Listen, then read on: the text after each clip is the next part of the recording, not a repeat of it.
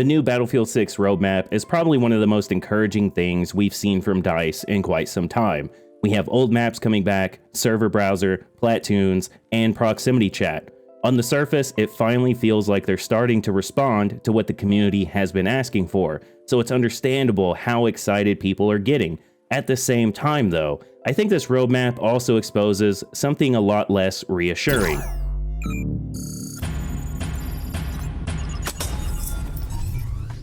For this video, I want to break down what the roadmap gets right, what I think it accidentally reveals about the state of Battlefield 6 behind the scenes, and why this excitement could still turn into disappointment if the foundation of the game doesn't improve. To start with the positive side of things, I do think this roadmap gets some pretty important things correct. Firstly, DICE is clearly responding to community demand in ways that are visible and easy to understand. Proximity chat, platoons, and server browser are not random additions. These are features that people have wanted back because they help make Battlefield feel more social and more replayable and more like Battlefield in the past. And this really does matter, because one of the biggest frustrations with Battlefield 6 is that it often feels like DICE is either slow to react or just not fully aligned with what players are actually wanting or asking for. So when we're seeing features like this finally show up, it at least gives the impression that they're listening more directly. Now, when it comes to the maps, I think the biggest reason people are optimistic here is because old maps are reducing uncertainty. Players already trust those spaces more than they trust DICE's recent output with Battlefield 6. So when we hear about past favorites coming back, we already have some idea of what the layout might feel like, how the flow could work, and whether it has a chance of being fun or not. There's less guesswork here overall. This is especially important right now, because trust in DICE's ability to consistently deliver strong new content is just not where it used to be. So familiar maps feel safer and they feel more reliable. Because of that, the excitement that people have here about this roadmap is not irrational. So I think it's more than understandable to be excited about this, and I want to make it clear, I don't think people are stupid for being excited here. I don't think they're coping just because they're looking at old maps or requested features and feeling hopeful. There are legitimate reasons to look at this roadmap and say, okay, this is at least more aligned with what the community has wanted, definitely. So yes, the roadmap does get some things right, and it gives players recognizable features and safer content bets, and more reasons to believe that DICE is at least trying to adjust. Now, this is where I think the conversation begins to get a little more interesting, because the roadmap is not just showing us what is coming, but it's also revealing something about the condition of Battlefield 6 as a live service game. Out of the 4 maps they showed, 3 are remakes or reimaginings of older Battlefield maps. Now, on its own, that's not automatically a bad thing. Remade maps can be great and sometimes exactly what a game needs. But when we step back and look at the broader picture here, I think it raises a pretty fair concern about the state of the game. If so much of what is being shown is legacy content, that suggests that the original content pipeline for the game may not have been in a very strong place. Because if the studio had a healthy, confident, well-prepared post-launch pipeline, we would expect to see more signs of original content being ready to go here.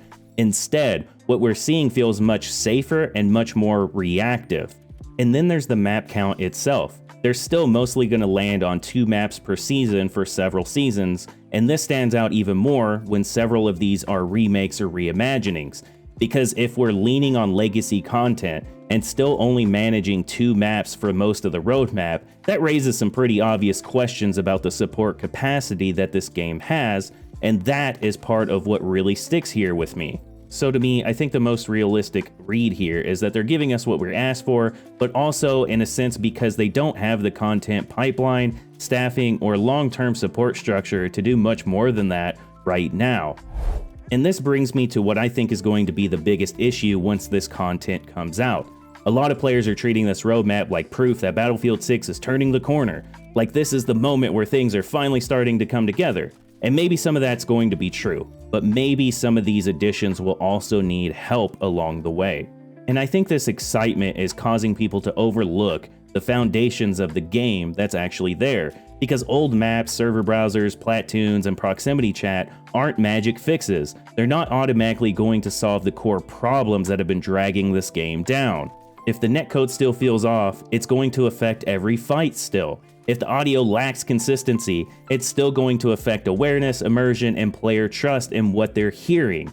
And if the gunplay still feels shallow, then the game is still going to struggle at moment-to-moment levels, no matter what nostalgic maps they add on top of it. And that's why I think people need to be careful here.